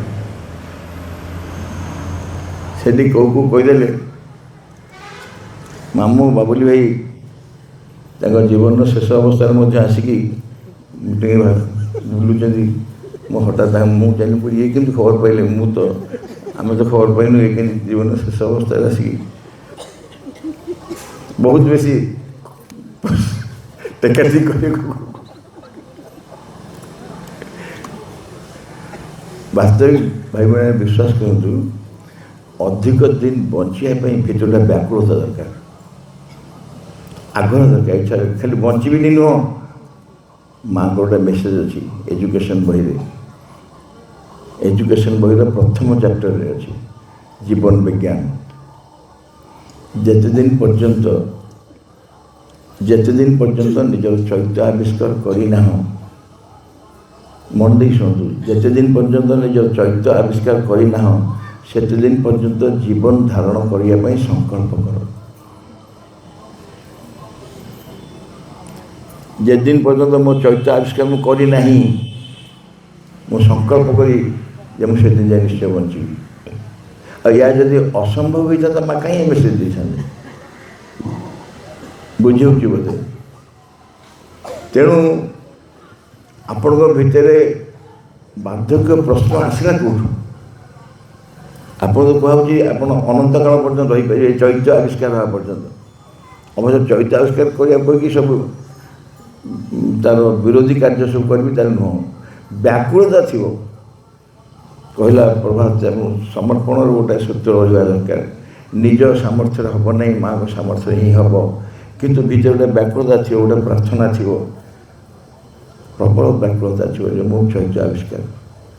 ବିକଳ ହେଇ ମାଆଙ୍କୁ ସବୁଦିନ କହୁଛୁ, ମା ମୋର ଆଉ କିଛି ଲୋଡ଼ା ନାହିଁ, ମୋର କିଛି ଲୋଡ଼ା ନାହିଁ, ମୁଁ ବଞ୍ଚିବାକୁ ଚାହେଁ, ମୁଁ ଚୈତ୍ୟ ଆବିଷ୍କାର ନ ହେବା ପର୍ଯ୍ୟନ୍ତ ମୁଁ ବଞ୍ଚିବିନି। ମା ମୋ ଚୈତ୍ୟ ଆବିଷ୍କାର କରିଦିଅ, ମା ଚୈତ୍ୟ ଆବିଷ୍କାର କରିଦିଅ। ସମାଧି ପାଖରେ ମୁଣ୍ଡ ଥୋଇକି ପ୍ରଣାମ କଲାବେଳେ ଥରେ ଭଲ ଜୀବନରେ କେବେ କହନ୍ତ। ସମାଧି ଶ୍ରୀରବୀନ୍ଦ୍ରଙ୍କର ଫିଜିକାଲ୍ ପ୍ରେଜେନ୍ସ ଥିଲା, ତାପରେ ମୁଣ୍ଡ ଥୋଇକି ଆମେ ପ୍ରଣାମ କଲାବେଳେ କେବେ ସେ କଥା କହୁଛୁ କି ମା ମୋ ଚୈତ୍ୟ ଆବିଷ୍କାର ହିଁ ଲୋଡ଼ା, ମୋ ଚୈତ୍ୟ ଆବିଷ୍କାର ମୋତେ କରିଦିଅ, ମୁଁ କେମିତି ଚୈତ୍ୟ ଆବିଷ୍କାର କରିବି? ସେଇ ବ୍ୟାକୁଳତା ହିଁ କରେଇଦେବ। ସେ ବ୍ୟାକୁଳତା ଆମ ଭିତରେ ବ୍ୟାକୁଳତା ଆସିବ ଏବଂ ସେତେଦିନ ପର୍ଯ୍ୟନ୍ତ ଆମେ ଜୀବନ ଧାରଣ କରିବୁ, ଆଲବତ୍ ରହିବୁ। ଆଉ ଯଦି ଭିତରେ ଥିବ ଗୋଟେ ଚାକିରି ପାଇବୁ, ଘର ଖଣ୍ଡକ କମ୍ପ୍ଲିଟ୍ କରିନେଇ ଘରଟା କମ୍ପ୍ଲିଟ୍ କରିଦେବି, ଆଉ କ'ଣ ବାକି ଅଛି କାମ ସାରିଦେବି, ଥଇଥାନ କରିଦେଇ ତାପରେ ମୁଁ ଯିବି, ସେଥିପାଇଁ ମା ବଞ୍ଚାଅ। ମା କାହିଁ ବଞ୍ଚେଇବେ? ତୋ କଥା ତୁ ବୁଝ, ମା କାହିଁ ତୋ କଥା ବୁଝିବେ? ତୋ କଥା ତୁ ବୁଝିବୁ, ପିଲାଙ୍କ ଚାକିରି କଥା ଏସବୁ କଥା ତୁ ବୁଝ। ମା ବୁଝିବେ ତୋ ଭିତରେ ଯିଏ ଅଛନ୍ତି ତାଙ୍କ କଥା। ମା ବୁଝିବେ ମୋ ସାଇକିକର କଥା, ସାଇକିକ ଆବିଷ୍କାର ହେବା ଦରକାର। ଭାଇ ଭାଇ ମନେ ରଖନ୍ତୁ, ଗୋଟେ ବିଷାଦଗ୍ରସ୍ତ ଜୀବନ କେବେ ହେଲେ ତାର ସାଇକିକ ଆବିଷ୍କାର ପାଇଁ ଚିନ୍ତା କରିପାରିବ। ଡିପ୍ରେସ୍ ଲାଇଫ୍ ଯେଉଁମାନେ ଜୀବନରେ ବିଷାଦଗ୍ରସ୍ତ ହେଇ ବଞ୍ଚୁଛନ୍ତି, ସେ ଭାବୁଛନ୍ତି ସଂସାରରେ ସୁଖ ଅସମ୍ଭବ, ଏକ ଦୁଃଖ ଯନ୍ତ୍ରଣା ହିଁ ବସିବାକୁ ବାଧ୍ୟ ଆମେ। ସେମାନେ କେବେ ତାଙ୍କ ସାଇକିକ ଡିସ୍କଭର କରିପାରିବେନି, କାରଣ ନେଗେଟିଭ୍ ଲାଇଫ୍ ରହିବେ, ସବୁବେଳେ ନେଗେଟିଭ୍ ଲାଇଫ୍, ମନ ଦୁଃଖରେ। ଆଚ୍ଛା, ମନ ଦୁଃଖ କରିବା ପାଇଁ ଯେମିତି ଆପଣଙ୍କ ଅପସନ୍ ଅଛି, ଖୁସି ରହିବା ପାଇଁ ତ ଅପସନ୍ ଅଛି, ହଁ ନା ନାହିଁ? ମନ ଦୁଃଖ କରି ସଂସାରରେ ବଞ୍ଚିବା ପାଇଁ ଯେମିତି ଆମର ନିଜର ସାମର୍ଥ୍ୟ ଅଛି, ଅପସନ୍ ଅଛି, ଆମେ ଚାହିଁଲେ କରିପାରିବା, କି ମନା କରୁନି। ଠିକ୍ ସେମିତି ଖୁସିରେ ତ ମୁଁ ଖୁସି ହେଇକି ରଖି ବଞ୍ଚିବା ପାଇଁ ବି ଅପସନ୍ ଅଛି। ତ କାହିଁକି ଖୁସିରେ ବି ବଞ୍ଚିବା ପାଇଁ କାହିଁକି ଇଚ୍ଛା କରୁନୁ? ଖୁସିରେ ବଞ୍ଚିବା ପାଇଁ କୌଣସି ଜାଗାରୁ କିଛି ପରମିଶନ ଦରକାର ନାହିଁ, କଲେକ୍ଟରଙ୍କ ପରମିଶନ ଦରକାର ନାହିଁ, କିମ୍ବା ତୁମର ପାଠ୍ୟକର ସିଦ୍ଧାନ୍ତ ହେଇଛି ଆମେ ଖୁସି ରହିପାରିବୁନି, କେଉଁଠି କିଛି ନାହିଁ, କିଛି କେଉଁଠି ନାହିଁ। କେବଳ ନିଜେ ଚାହିଁଲେ ଖୁସି ରହିବା ପାଇଁ ଖୁସିରେ ରହିବ। ଯେମିତି ନିଜେ ଚାହିଁକି ଦୁଃଖରେ ରହୁଛ। ଆମ ଦୁଃଖରେ ରହିବା ପାଇଁ ଆଉ ଦ୍ୱିତୀୟ କେହି ଦାୟୀ ନାହିଁ ଆମ ଛଡ଼ା। କ'ଣ ତା'ର କାରଣ? ତା କାରଣ ହେଉଛି ଆମେ ପୁରାତନ ଧାରାରେ ଏତେ ଏତେ ଏତେ ଘନିଷ୍ଠ ଭାବରେ ନିବିଡ଼ ହୋଇଯାଇଛୁ ଯେ ଆମେ ବିଶ୍ୱାସ କରିପାରୁଛୁ ଯେ ନାହିଁ ଗୋଟେ ଜୀବନ ଖୁସିର ଜୀବନ ବଞ୍ଚି ହେବ ବୋଲି। ଯଦି ଖୁସିର ଜୀବନ ଆମେ ବଞ୍ଚି ନ ପାରିବା ମାସିକ ଆସିବା ସଂସାରକୁ ବୃଥା ହେଇଯିବ। ଯଦି ଆମ ଜୀବନଟା କେବଳ ଦୁଃଖଗ୍ରସ୍ତ ମାୟାଗ୍ରସ୍ତ ବା ଏମିତି କ'ଣ ଯନ୍ତ୍ରଣାଗ୍ରସ୍ତ ଏସବୁ ଏଇଥିରେ ବଞ୍ଚି ବଞ୍ଚି ସବୁ ଚାଲିଥିବା ସେତେବେଳେ ବସି କ୍ୱାଇଟ୍ଲି ଥରେ ଭାବିବ ମାସିକ ତ କ'ଣ ପାଇଁ ଆସେ, କାହିଁକି ମାସିକ ଆସିଲେ ଯଦି ଆମେ ତଥାପି ଦୁଃଖ ଭୋଗୁଛୁ। ହସୁଥିବେ ମାସିକ ତୁମକୁ କିଏ କହୁଛି କଷ୍ଟ ଭୋଗିବା, କିଏ କେଉଁ ଯନ୍ତ୍ରଣା ଭୋଗିବା? ତମେ ନିଜେ ଇନଭାଇଟ୍ କରି କାହିଁ ଯନ୍ତ୍ରଣା ଭୋଗୁଛ? ଯଦି ଅଲ୍ଟରନେଟ୍ଟା ସମ୍ଭବ ଅଛି, ଜଣେ ଭଦ୍ରଲୋକ ତାଙ୍କ ସ୍ତ୍ରୀଙ୍କ ସହିତ ବାବାଜୀ ମହାରାଜ ପାଖକୁ ଗଲେ। ସ୍ୱାମୀ ସ୍ତ୍ରୀ ଯାଇ ପହଞ୍ଚିଲେ, ଆମେ ସବୁ ବସିଥିଲୁ। ବାବାଜୀ ଦେଖିଲେ ସ୍ୱାମୀ ସ୍ତ୍ରୀ ଆସିଛନ୍ତି ଏକାଠି। ସେ ତାଙ୍କର ନେଚର ହେଉଛି ଯଦି ସେମାନେ ଦେଖିବେ କି ଆସିଛନ୍ତି ଉଠି ଆସିବେ ଭାବୁ ତା ସାଙ୍ଗେ କ'ଣ ଅଲଗା କଥା ହେବେ। ସେଥର ଯାହା କଥା ହେଲେ ଆମେ ଶୁଣିଲୁ। ଘରେ ପାଠଚକ୍ର କର, ତାଙ୍କୁ ପରାମର୍ଶ ଦେଲେ ଘରେ ପାଠଚକ୍ର କର, ଆଉ କଜିଆ କରିବନି ଭାଇ, କଜିଆ କରିବନି। କଜିଆ କଲେ ବାତାବରଣ ଖରାପ ହେବ। ଆଉ ପିଲାଙ୍କୁ ମାରିବନି, ପିଲାଙ୍କୁ ମାରିଲେ ମା ଅସନ୍ତୁଷ୍ଟ ହେବେ। ଏଇ ଦୁଇଟି ଆଡ଼ଭାଇସ୍ ଦିଅନ୍ତି, ବେଶୀ ନାହିଁ, ଦୁଇଟି ଆଡ଼ଭାଇସ୍ ଦିଅନ୍ତି। କଜିଆ କରିବନି, କାରଣ କଜିଆ କଲେ ବାତାବରଣ ଖରାପ ହେବ। ବାତାବରଣରେ ମା ଅଛନ୍ତି ନା, ଆପଣ ଯେଉଁମାନେ ବସିଛନ୍ତି ସମସ୍ତ ମୁଣ୍ଡରେ ଚିନ୍ତା ପଶିଗଲାଣି। ଯେଉଁମାନେ ବସିକି ଶୁଣୁଛନ୍ତି, କେଉଁମାନେ ବିବାହିତ ଯେଉଁମାନେ ସେମାନଙ୍କ କଥା କହୁଛି, ପିଲାଙ୍କୁ ନୁହଁ, ସେମାନଙ୍କ ମୁଣ୍ଡରେ ଚିନ୍ତା ପଶିଗଲାରେ ସବୁଦିନ ତ ଚାଲିଛି ଆମର କଜିଆ। ତା ବିନା ତ ବଞ୍ଚିପାରୁନୁ ଆମେ। ସେଇଟା ତ ଫାର୍ଷ୍ଟ ଆଣ୍ଡ ଫୋରମୋଷ୍ଟ ରେସ୍ପନ୍ସିବିଲିଟି। ଘରେ ବାହାରିଲା ବେଳେ ସ୍ୱାମୀ ସ୍ତ୍ରୀ ସେ ଯେଉଁ ନିଆଁ ଚାରିପଟେ ବୁଲନ୍ତିନି 7 ଘେରା 17 ଘେରା, ମୁଁ ତ କେବେ ବୁଲିନି, ମୁଁ ଜାଣିନି କେତେ ଘର ଆପଣ ଜାଣିଥିବେ। ସେ ଘେରା ଭିତରେ ସଂକଳ୍ପ କରନ୍ତି ଯେ ଆଉ କିଛି କରୁ ନ କରୁ କଜିଆ ନିଶ୍ଚୟ କରିବା, ପ୍ରସ୍ତୁତି ଚାଲ, କାଲି ସକାଳୁ ଆରମ୍ଭ କରିବା। ବାବାଜୀ ମହାରାଜ କହିଲେ କଜିଆ କରିବେନି, କାରଣ ବାତାବରଣ ଖରାପ ହେବ। ଆଉ କହିଲେ ପିଲାଙ୍କୁ ମାରିବନି, କାରଣ ମା ଅସନ୍ତୁଷ୍ଟ ହେବ। ସେ କହିଲେ ଆଜ୍ଞା କଜିଆ କହୁଛୁ ତ ନା, ପାଠଚକ୍ର କର, ତମ ଘରେ ପାଠଚକ୍ର କର, ଏସବୁ ବନ୍ଦ ହେବ। ସେ ଲାଗିଗଲେ। କ'ଣ ଲାଗିଗଲେ? ପାଠଚକ୍ର କରିବା ଲାଗିଗଲେ। ଆଚ୍ଛା, ପାଠଚକ୍ର କରୁଛନ୍ତି, ଏଣେ ଡେଟ୍ ହିସାବ କରୁଛନ୍ତି। 6 ମାସ କହିଥିଲେ, ଡାକ୍ତର ଦେଇଛି ନା ଔଷଧ ଖାଇବା ପାଇଁ 6 ମାସ ପାଇଁ, ତାପରେ ଦେଖା କରିବାକୁ କହିଛି। ଏମାନେ ହିସାବ କରୁଛନ୍ତି 3 ମାସ ଗଲା, କଜିଆ କମୁନି, କଜିଆ କମୁନି। ତାପରେ ଆଉ ଗଲା 6 ମାସ କମ୍ପ୍ଲିଟ୍ ହେଇଗଲା। ପୁଣି ଯାଇ ପହଞ୍ଚିଲେ, ଡାକ୍ତର ଡେଟ୍ ଦେଇଥିଲେ 6 ମାସ ପରେ। ବାବାଜୀ କହିଲେ କ'ଣ ନା ଆସିଥିଲୁ ଆମେ, ଆପଣ ପାଠଚକ୍ର କରିବାକୁ କହିଥିଲେ ନା, କରୁଛ ନା? ହଁ। ନା କଜିଆ ତ କମୁନି। ବାବାଜୀ କହିଲେ କ'ଣ ହେଲା? ନା ଆଜ୍ଞା କଜିଆ କମୁନି। ଜଣେ ଡାକ୍ତର ବସିଥିଲେ ସେଠି ମିଟିଂ ଆମ ସାଙ୍ଗରେ। ଆଚ୍ଛା ଡାକ୍ତର ବାବୁ, ପୁରୁଣା ରୋଗକୁ କେତେ ଦିନ ଔଷଧ ଖାଇବାକୁ ପଡ଼ିବ?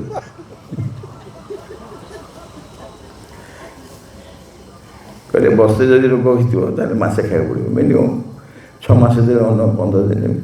ଦେଖିଲି ଡାକ୍ତର କହୁଛନ୍ତି ବର୍ଷକର ରୋଗ ହେଇଥିଲେ ତୁମକୁ ମାସେ ଔଷଧ ଖାଇବାକୁ ପଡ଼ିବ। ଏଇ ଯେଉଁ କଜିଆ କରୁଛ କ'ଣ ଏଇ ଜନ୍ମର? ଜନ୍ମ ଦେବದಲ್ಲಿ କଜିଆ କରି ଆସିଛ, ହଠାତ୍ କ'ଣ ଭଲ ହେଇଯିବ? ହଠାତ୍ ଭଲ ହେବନି, କିନ୍ତୁ ପାଠଚକ୍ରରେ ଭଲ ଲାଗୁଛି ନା? ଆଜ୍ଞା ପାଠଚକ୍ରରେ ଭଲ ଲାଗୁଛି ନା, କ'ଣ ଭଲ ତ ଲାଗୁଛି। ଆଉ କ'ଣ ଫରକ ହେବ? ଫରକ କ'ଣ ହେବ? କହିଲେ ପାଠଚକ୍ର କରିବା ପୂର୍ବରୁ ତୁମେ କଜିଆ କଲାବେଳେ ସଚେତନ ହେଉନଥିଲ। ଯେମିତି ତୁମର ରାଇଟ୍ ବାର୍ଥ ରାଇଟ୍ କଜିଆ କରିବା ପାଇଁ ଭାବିକି ସେୟା କରୁଥିଲ। ପାର୍ଥକ୍ୟ କଲା ପରେ ଯେ କଜିଆ କରୁଛ, ସଚେତନ ହେଇଯାଉଛ ଯେଟା ମୁଁ କରିବା ଉଚିତ ନୁହଁ। ବରାବର ଭାବୁଥିବ ଏଇଟା କରିବା ଉଚିତ ନୁହଁ, କାହିଁକି କଜିଆ କରୁଛ। ଦ୍ୱିତୀୟ କଥା ହେଉଛି କଜିଆ କଲାବେଳେ ସବୁବେଳେ ଅନ୍ୟର ଦୋଷ ଦେଖାଯାଉଥିଲା, ତୁମ ନିଜର ବି ଦୋଷ ଅଛି କଥା ଭାବୁନଥିଲ। କିନ୍ତୁ ପାର୍ଥକ୍ୟ କରିସାରିଲା ପରେ ସିଏ ତୁମକୁ ସଜାଡ଼ିବ, ବୁଝେଇ ଦେବ ତୁମର ବି ଅସୁବିଧା ଅଛି, ତୁମ ଭିତରେ ବି ଅଚେତନା ଅଛି, ତୁମେ ବି ଦାୟୀ ସେଥିପାଇଁ। ତାପରେ ନିଜେ ସତର୍କ ହେଇଯିବ। ତେଣୁ ଆସ୍ତେ ଆସ୍ତେ ଆସ୍ତେ ଆସ୍ତେ ଧୀରେ ଧୀରେ ତାପରେ ତୁମେ କଣ୍ଟ୍ରୋଲ କରିପାରିବ। ଏଇ ଯେଉଁ ପାର୍ଥକ୍ୟ କଲା ଭିତରେ ନିଜର ପରିବର୍ତ୍ତନ ହେବ। ଗୋଟେ ବିଷାଦଗ୍ରସ୍ତ ଜୀବନ ବି ସେଇଆ ହେବ। ଆମେ ଯେଉଁମାନେ ମନ ଦୁଃଖରେ ଜୀବନ ବଞ୍ଚୁଛୁ, ଆପଣ ଦେଖନ୍ତୁ ବାହାରେ ଯଦି ଆପଣ ହସି ହସିକି ରାସ୍ତାରେ ଯାଉଥିବେ, କାଲି ସକାଳେ ପ୍ରମାଣ ରାତି ବେଳା ତ ମୁହଁ ଦେଖାଯିବନି ହସୁଛନ୍ତି କି କାନ୍ଦୁଛନ୍ତି, କିନ୍ତୁ ସକାଳେ ଆପଣ ହସି ହସି ଯାଉଥିବେ, ଚିହ୍ନା ଲୋକ ସେଆଡ଼ୁ ଆସିବେ, ହଠାତ୍ ଓହ୍ଲେଇ ପଡ଼ି ପଚାରିବେ ହସୁଛୁ କାହିଁକି, ହସୁଛୁ କାହିଁକି? କାରଣ ସେଇଟା ତ ନ୍ୟାଚୁରାଲ ମୁହଁ ନା ହସିବାଟା। ମୁହଁ ଶୁଖେଇ ମୁଁ ଯାଉଛି, ତୁ ମୁହଁ ଶୁଖେଇ ଯାଉଥିଲୁ ଠିକ୍ ଥିଲା। ମୁଁ ତ ମୋର ମୁହଁ ଶୁଖେଇଛି, ତୁ ହସିଲୁ କାହିଁକି? ତ ହସିବାର କାରଣ କ'ଣ? କାହିଁ ଏତେ ଏତେ ଅସ୍ୱାଭାବିକ ନାହିଁ। ଆଇ ଡୋଣ୍ଟ ଜୋକ୍, ମୁଁ ଥଟ୍ଟା କରୁନି। ଆପଣ ଦେଖନ୍ତୁ ପ୍ରକୃତରେ ଆପଣ ଯଦି ଖୁସି ରହିବାକୁ ଚେଷ୍ଟା କରିବେ, ସମାଜରେ ସମସ୍ତେ ପରିହାସ କରିବେ, କ'ଣ ଖୁସି ତ ଚୋପା ଛାଡ଼ିଯିବ, ରହ ଏବେ ହସୁଛୁ, ରହ 2 ଦିନ ଦେଖ। ତାମାନେ ଆମକୁ ଗୋଟେ ପଜିଟିଭ୍ ଲାଇଫ୍ ଲିଡ୍ କରିବା ପାଇଁ କୌଣସି ଜାଗାରେ କିଏ ଆପଣଙ୍କୁ ସପୋର୍ଟ କରିବନି, ଓଲଟା ଗୋଟେ କ୍ୟାରିକେଚର୍ ଭଳିଆ କରିବେ। ଦେଖିଲୁଣି ସେ ଭାଇ କିଏ ଆଜିକାଲି କେମିତି ସବୁବେଳେ ଦାନ ଦେଖେଇ ବୁଲୁଛି। ଅର୍ଥାତ୍ ଆପଣ ଯେହେତୁ ଚାହିଁଲେ, ଆପଣ ଚାହିଁଲେ ଗୋଟେ ସକାରାତ୍ମକ ଜୀବନ ବଞ୍ଚିବି, ଯାହା ବି ହଉ ମା ଅଛନ୍ତି। ସକାରାତ୍ମକ ଜୀବନ କେମିତି ବଞ୍ଚିବା? ସକାରାତ୍ମକ ଜୀବନ ଏଇଭଳି ବଞ୍ଚି ହେବ। ମୁଁ ଆଜ୍ଞା ନାଇଁ କୋର୍ଟ ପ୍ରଭାତକୁ କୋର୍ଟ କରୁଛି, ମୁଁ ସମର୍ପଣ କରିଛି, ମୁଁ ତେଣୁ ମୁଁ ଖୁସିରେ ବଞ୍ଚିଛି। ଯେହେତୁ ମୁଁ ମୋ ଦାୟିତ୍ୱ ତାଙ୍କୁ ଦେଇଛି, ତେଣୁ ଆନନ୍ଦରେ ବଞ୍ଚିଛି, କାହିଁକିନା ସେ ମୋ ଦାୟିତ୍ୱ ନେଇଛନ୍ତି।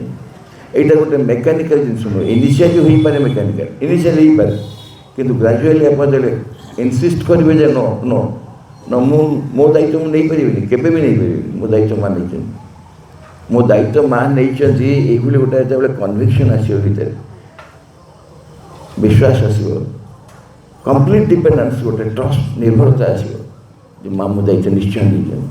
ମା ଦାୟିତ୍ୱ ନେଲେ ମୋ ଅବସ୍ଥା ଯାହା ଥିଲା ମୁଁ ଏଇ ପର୍ଯ୍ୟନ୍ତ ଆସିଥାନ୍ତି। ଆଗ ନିଜକୁ ପଚାରୁନାହାନ୍ତି, ନିଜକୁ ପଚାରନ୍ତି ମା ଯଦି ଆମ ଜୀବନର ଦାୟିତ୍ୱ ନେଇନଥାନ୍ତେ, ଆମେ ଯାହା ଥିଲେ ଅତୀତରେ ସେ ଅବସ୍ଥାରେ ଥାଇକି ଏଇ ଅବସ୍ଥାକୁ ଆସିପାରିଥାନ୍ତେ କି?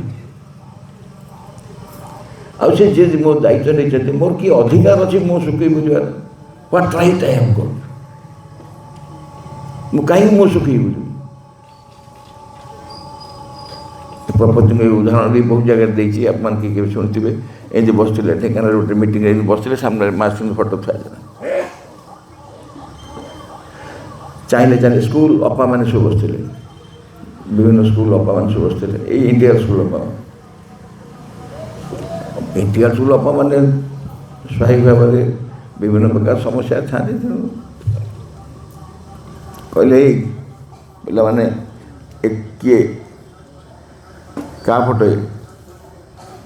ମା ଶିବଙ୍କ ଫଟୋ। ମା ଶିବ ତ ଭଗବାନ ନା ନୁହଁ? ଆପଣଙ୍କୁ ପଚାରୁଛି, ମୁଁ ଧରନ୍ତୁ ମୁଁ ପ୍ରପତି ନୁହଁ, ତାଙ୍କର ବୋକ୍ଚା ବୁଆ। ଆପଣଙ୍କୁ ମୁଁ କହିବି ଯେ ଇଏ ଭଗବାନ ନା ନୁହଁ, ଆପଣ କ'ଣ କହିବେ? ହଁ ନା ନାଇଁ କହୁନାହାନ୍ତି, ଡରି କାହିଁ କହୁଛି? ଭଗବାନ ନା ନୁହଁ?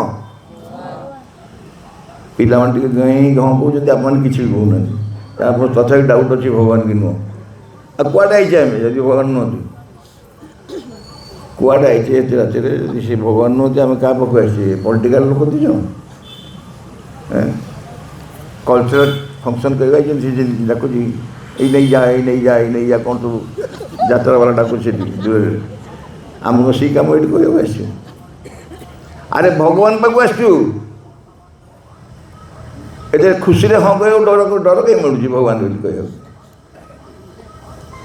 महाशिव तो भगवान आम कि आसतुनि कि लोड़ा नहीं अतीत बहुत साधु सत सन्यासी आसछन्ति बहुत बाबाजी आसछन्ति बहुत गुरु बाबा आसछन्ति केते कोन आसछन्ति बहुत जिनिस करि जाइछन्ति ये जा करिया आसछन्ति केही करि परिबेनि आमे जानिछु कन्भिन्स हेछु तापर आसछु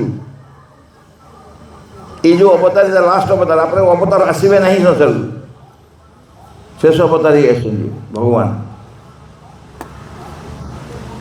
पचारे ये भगवान न संस्कार लगे हाँ भगवान तब प्रपति कर चिंक आप शुण किए पुणा लोक थे जानते पार्टी कर उठले अब भगवान तो मुहर सुखई कहीं बैठ जैसे भगवान तक मुँह सुखी कहीं बस तो अपमान कहीं कर कौन पर आगे मुँह सुखी बस कौन से देपारे तुमको कौन मागिच तक मना कर नहीं देपारि भगवान कहीदे कि भगवान आगे मुँह सुखई बस जाइए मुंड खराब है मुझे कदा जान नी सत्य भगवान के आगे मुँह सुखी बस जदि भितर स्वीकार कर भगवान राइट नहीं आमर अधिकार नहीं आम मुँह सुखी बचा संसार ये हूँ आम गोटे चैलेंज आम चैलेंज कौन ना जदि यू हैव एक्सेप्टेड मदर से आम एक्सेप्ट कर सारी सबकि आम जीवन ताले आम ओल्ड लाइफ को केबे भी स्वीकार करवानी ओल्ड लाइफ जहाँ चली केबे भी स्वीकार करवानी ताकू बदल पड़ो नुआ हाँ पड़ो नुआ माने इनसाइड ऑफ एवरीथिंग मुझे मामू चिन्ह नी मो सब समस्या होता बहुत समस्या होता भारी व्यस्त माउसी जो जानीगली समस्या कमिलानी समस्या सब सैया रहा कि बुझीगली समस्यार कारण कौन आगे समस्या को कारण दौली एक्स वाई जेड समस्या को कारण दौली धरा जाऊ से घर सीधा गोटे शिउली जगह आप गले गोड़ खसीगला पड़गले गोड़ भांगला शिउली जगहटा थी आप गोड़ खसीगला भांगला इमिडिएट कारण कौन इमिडिएट कारण हूँ से दिन टू कहले से ब्लीचिंग पकई पोछि दियो घसी दियो शिउलटा छाड़ी जाऊ कारबार हो पुरातन धारा नूतन धारा हूँ सबुदिन तो तापर मुझे जाऊँगी गोड़ खस आज कहीं गोड़ खसला व्हाट डाइवर्टेड मी मत किए मो सूत्र मत अलग करदेला जे कि अन्य मनुष्य से जगह गोड़ खसला सबुदिन तो गला जाऊँगी जानी कि शिउड़ी अच्छी आज भी गला जानी शिउड़ी अच्छी आज कहीं गोड़ खसला अन्य कहीं गोड़ खस ना कारण कौन जगह मो स्टेट ऑफ अफेयर्स अलग हो जाए मासूम जानला निजक चिन्हवा निजक बुझा एवं पुरातन धारा सबुदिन रहा ना बोले गोटे भितर संकल्प आस सिद्धांत आस घरे पिला बहुत दुष्टामी कर शतकड़ा 100 पेरेंट्स कर एक अभियोग जे पिला दुष्टामी कर आउ कौन आम बोलर अच्छा से छड़ा बस शुणुं मो कथा आउ कौन आम बोलर अच्छा पेरेंट्स मैंने जमी कहते स्कूल टीचर मैंने सेयार कर ये हूँ पुरातन धारा महाशिव धारा कौन जो दिन महाशिव को भल कर ग्रहण करेंगे बुझे विश्वास करेंगे और जीवन सबकि समस्त एक मार्ग दिशा मुझे ग्रहण करदेवी तापर जहाँ जहाँ आगु देखुली जहाँ जहाँ मो मनोभाव था गोटे दिन में परिवर्तन पिला दुष्टामी करें पिला से दुष्टामी करें आम कौन दुष्टामी करूँ तो आम पिला दिन आम पिला दिन एत भल थी ये कथा कहीं मन पकड़ ना यही कथा कहीं मन पड़ ना कहीं तो सब पिला दोष दोष कौन है बापा यहाँ बेमारिया हो गला हठात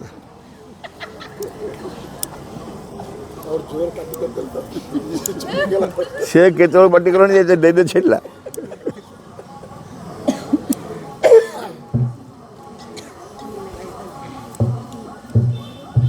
हेलो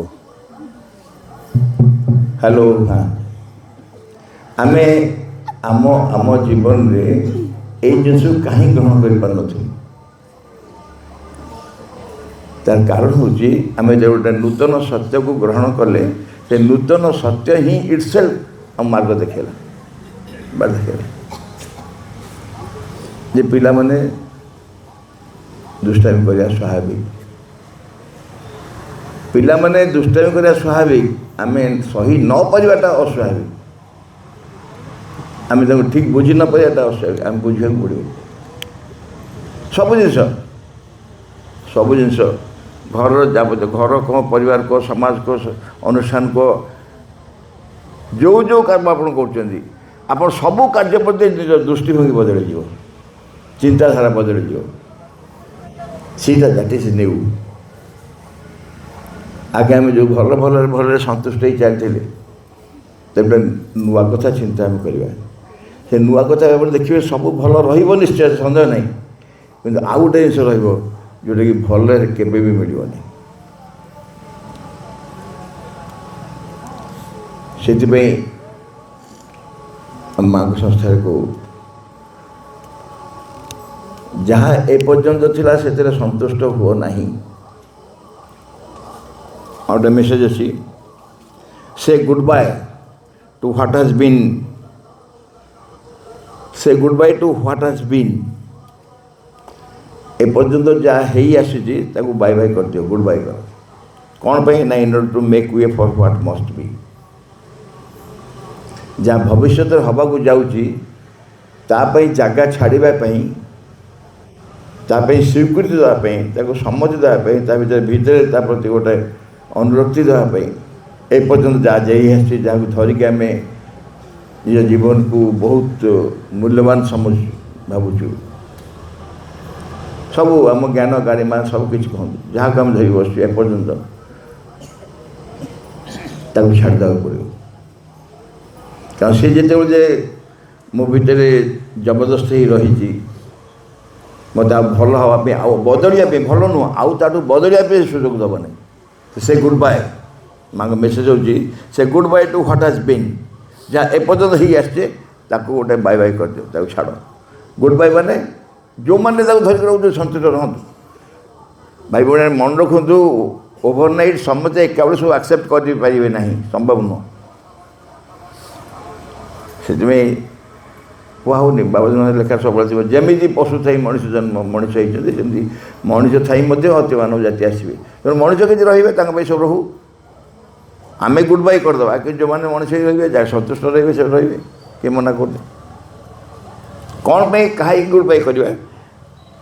ନା to make way for what must ବି।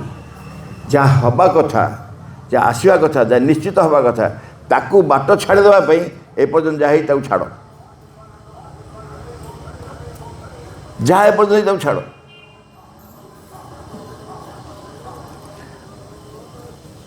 ଜଣ ଘରୁ ଯାଇ ପହଞ୍ଚିଲି, ବଡ଼ ମନ ଦୁଃଖରେ ବସିଛନ୍ତି।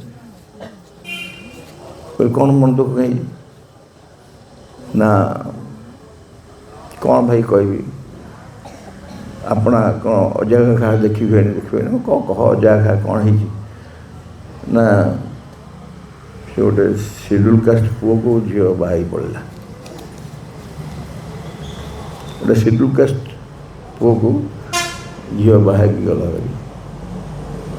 ତ ମୁଁ କହିଲି, ମୁଁ ତାକୁ ବୁଝେଇବାକୁ ଚେଷ୍ଟା କଲି, କିନ୍ତୁ ସେ ଯେଉଁ ତା'ର ମନୋଭାବ ଥିଲା, ମୁଁ ଜାଣିଲି ସେ ଆଉ ବେଶୀ ବୁଝେଇଲେ ମୋତେ ବାଡ଼େଇବ ଆଉ ନିଜ ଜୀବନ ବଞ୍ଚିବା ପାଇଁ। ମୁଁ କହିଲି ଠିକ୍ ଅଛି, ହେଇ ତ ଯାଇଛି, ଆଉ କ'ଣ? ନା ତୁ କହୁଛୁ ନା ତୋର ହେଇଥିଲା? ମୁଁ କହିଲି ମୋର ଚାନ୍ସ ନାହିଁ, ମୋର ସେ ହେବାର ଚାନ୍ସ ନାହିଁ, ସେମିତି କେହି ନାହାନ୍ତି। ତ ଏନିୱେ ପୁଣି କିଛି ଦିନ ପରେ କୌଣସି କାରଣ ଯାଇଥିଲି, ମନେ ଅଛି ପଚାରିବା ପାଇଁ। ମୁଁ କହିଲି କାଇଦାରେ ପଚାରିଲି, ମୁଁ କହିଲି ଆଉ ଝିଅର କିଛି ପିଲାପିଲି ହେଲେନି, କେମିତି ଅଛି? ନା ଭାଇ ସେଦିନ ତୁ ଯାହା କହୁଥିଲୁ, ମୁଁ ସେଦିନ ତୋତେ ପାଟି କରୁଥିଲି, ସେ ଜୋଇଁ ସବୁ ବୁଝୁଛି ଘରର, ସେ ଜୋଇଁ ବର୍ତ୍ତମାନ ଘରର ସବୁ ବୁଝୁଛି। ମୋର ତ ପୁଅ ନାହାନ୍ତି, ତାର କେହି ପୁଅ ନାହାନ୍ତି, ମୋର ତ କେହି ପୁଅ ନାହାନ୍ତି, ସେଇ ଜୋଇଁ ସବୁ ଆସି ବୁଝୁଛି, ଘରର ଭଲ ମନ୍ଦ ସବୁ ଦେଖୁଛି, ସବୁ ଦେଖୁଛି। ମୁଁ କହିଲି ସିଡ୍ୟୁଲ୍ କାଷ୍ଟ ବୋଲି ଘରେ କିଏ ପଚାରୁଛି? ସିଡ୍ୟୁଲ୍ କାଷ୍ଟ ମୋ ଘର କଥା ମୁଁ ବୁଝିବି ନା ଗାଁ କଥା ମୁଁ ବୁଝିବି? ଯେତେ ବୁଝେଇଥିଲି ଏଇ କଥା କହି ବୁଝିନଥିଲା, ଏଇଟା ବୁଝିବା ପାଇଁ ସମୟ ନେଲା, କିନ୍ତୁ ଗୁଡ୍ ବାଏ କଲା। ଅତୀତର ଧାରାକୁ ଯେତେବେଳେ ଗୁଡ୍ ବାଏ କଲା, ଭବିଷ୍ୟତ ଯାହାର ହେବା କଥା ସେ ହିଁ ପ୍ରତିଷ୍ଠିତ ହେଲା। ଧରିକି ବସିଥାନ୍ତା ସବୁଦିନ ଧରିକି ବସିଥାନ୍ତା। ଭାଇ ଭଉଣୀମାନେ, ଆପଣଙ୍କ ସମସ୍ତଙ୍କ ଜୀବନରେ ଏ କଥା ଘଟୁଛି, ଆମ ସମସ୍ତଙ୍କ ଜୀବନରେ ଏ କଥା ଘଟୁଛି, ଡେଲି ଘଟୁଛି, ପ୍ରତ୍ୟେକ ଦିନ। ତଥାପି ଭିତରେ ଗୋଟେ ପୁରାତନ ପାଇଁ ଆକର୍ଷଣ ରହିଯାଉଛି। ମା କହିଲେ, the greatest obstacles to participation in the new world, ଯେଉଁ ନୂତନ ଜଗତ ଆସୁଛି ସେଥିରେ ଅଂଶଗ୍ରହଣ କରିବା ପାଇଁ ସବୁଠାରୁ ବଡ଼ ବାଧା କ'ଣ ଜାଣିଛନ୍ତି? Is attachment to what has been and what still is. ଆମର ଯେଉଁ ଏପର୍ଯ୍ୟନ୍ତ ଯାହା ହେଇ ଆସିଛି ଆଉ ଯେ ଏବେ ବି ଅଛି, ତଥାପି ଅଛି, ତାପରେ ଯେଉଁ ଆକର୍ଷଣ, ପ୍ରବଳ ଆକର୍ଷଣ, ଆଟାଚମେଣ୍ଟ, ତା ସାଙ୍ଗେ ଯେଉଁ ଆକର୍ଷଣ ଅଛି, ସେ ହିଁ ଆମ ନୂତନ ଜଗତ ପାଇଁ ବାଧା ସୃଷ୍ଟି କରୁଛି। ଜଣେ ମୋତେ କହିଲେ, ଆପଣଙ୍କର ନନାବୁ ଚାଲିଗଲା ପରେ ଆପଣ ଶ୍ରାଦ୍ଧ ହେଲେ କି ନାହିଁ? ମୁଁ କହିଲି, ହଁ ହେଲି। ଘରେ 10 ଭାଇ ଭଉଣୀ, ଆମେ ବିରାଟ ପରିବାର ହେଲି। ମୁଁ କହିଲି, କିନ୍ତୁ କହିଲି ମୁଁ ହେଲି ଯେ ମୋ ଭିତରେ କିଛି ନଥିଲା, ଇଚ୍ଛା ନଥିଲା। କାହିଁକିନା ବଡ଼ ପୁଅ ହିସାବରେ ଘରେ ଗୋଟେ ସମସ୍ତେ ବୋଉ ଅଛି, ନନାଙ୍କ ବେଳେ ବୋଉ ଥିଲା। ବୋଉ ଗଲା ପରେ ମୁଁ କହିଲି, ନନା ଥିଲା ବୋଉ କରୁଥିଲା, ତେଣୁ ବୋଉ ଚାହିଁଛୁ, ତେଣୁ କରିବା। ଆଚ୍ଛା। ତାପରେ ବର୍ଷିକିଆ ହେଲା ବୋଉର, ମୁଁ ଜୁଲାଇ 2ରେ ଅଛି। ଘରର ସମସ୍ତେ, ପରିବାର ସମସ୍ତେ କହିଲେ, ମୁଁ ଅନାଜୀଙ୍କୁ ଉଦାହରଣ ଦେଲି। ମୁଁ କହିଲି, ସେ ତ ତାଙ୍କ ବାପା ମା କୁଆଡ଼େ କିଛି ଯାଇନାହାନ୍ତି, ଯିଏ ଗଲେ ଘରେ, କୁଆଡ଼େ ସେ ଗଲେନି କିଛି। ମୁଁ ତାଙ୍କୁ ତ ଘରୁ ବାହାର କରିନାହାନ୍ତି, କିଛି କରିନାହାନ୍ତି। ମୁଁ ତ ଅଲରେଡ଼ି ଘରୁ ବାହାରି ଆସିଛି, ମୋତେ କ'ଣ ବାହାର କରିବେ? ଶେଷକୁ କିଛି ନାହିଁ। ସମସ୍ୟା ନାହିଁ, ଆମେ ଟିକେ ସମସ୍ତେ ଏକାଠି ହେଇଥାନ୍ତୁ। ମୋ ମାମୁଁଙ୍କର ଗୋଟେ ଦୁର୍ବଳତା ଅଛି, କାରଣ ମାମୁଁ ହେଉଛନ୍ତି ବୋଉର ଏକମାତ୍ର ଭାଇ, ଆଉ ବହୁତ ଛୋଟ। ମାମୁଁ ମୋର ଜମା 3 ବର୍ଷ ବଡ଼। ତେଣୁ ସେ ବୋଉକୁ, ଆଈ ମଲା ପରେ ବୋଉକୁ ହିଁ ସେ ବୋଉ ବୋଲି ଡାକୁଥିଲି। ତେଣୁ କହିଲି, ନାଇଁ ନାନୀ ମନ ଦୁଃଖ କରିବ, ତୁ ଯା। ନାନୀ ମନ ଦୁଃଖ, ନାନୀ ଗଲାଣି, 1 ବର୍ଷ ହେଲାଣି, ମନ କ'ଣ ଦୁଃଖ ହବ? ଯେ ଯା କହିଲି, ନା କହିଲା, ତୁ ଯା, ସେ ଗାଡ଼ି ଯିବ, ତୁ ଛାଡ଼ିବ, ଆଣିବ। ସେଇଦିନ ରାତିରେ ମୋତେ ବୋଉ ଆସିଲା, ନିରାକାର ମୋତେ ମନା କରୁଥାଏ, ନାଇଁ ତୁମେ ଯାଅନି, କେହି ଯାଅନି। ରାତିରେ ଶୋଇଛୁ ଦେବଗଡ଼ରେ, ସୋନପୁରରେ ଶୋଇଛୁ। ଆସିଲା ରାତିରେ ବୋଉ ଆସିଲା, କହିଲା, ତୋର ଯେଉଁ କାମ କରୁଛୁ ସେ କାମ ଛାଡ଼ିକି ଜମା ଆସିବା ଦରକାର ନାହିଁ, ତୁ ତ ରହ ସେଇଠି, ସେମାନେ ଯାହା କରିବେ କରିବେ।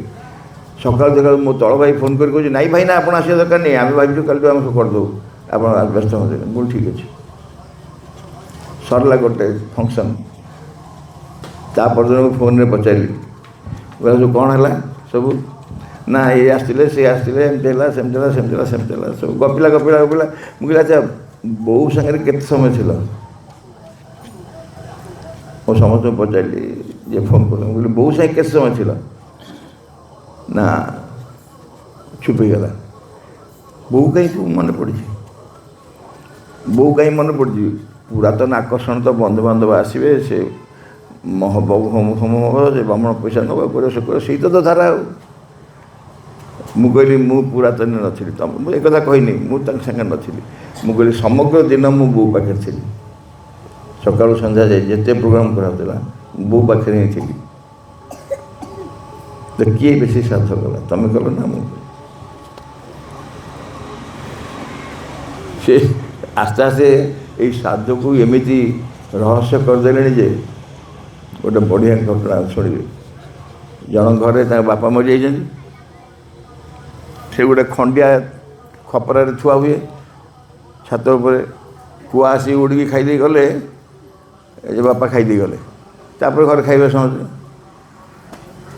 ସେଇଠି ଆଉ ଜଣ ଘରରେ କିଏ ମରିଛନ୍ତି, ତାଙ୍କର ସେଠି ଥୁଆ ହେଇଛି, ଇଏ ନେଇ ଥୋଇଦେଲେ। ମା ପୁଅ 2 ଜଣ ଅପେକ୍ଷା କରିଛନ୍ତି। କୁଆ ଉଡ଼ିକି ଆସିଲା, ଆଙ୍କର ନ ଖାଇ ତାଙ୍କର ଖାଇଦେଇ ପଳେଇଲା। ସେଇଠୁ ପୁଅ କହୁଛି, ମା ତୁ ଭିତରକୁ ପଳା, ବାପା ଏବେ ବି ତ ଡରୁଛନ୍ତି।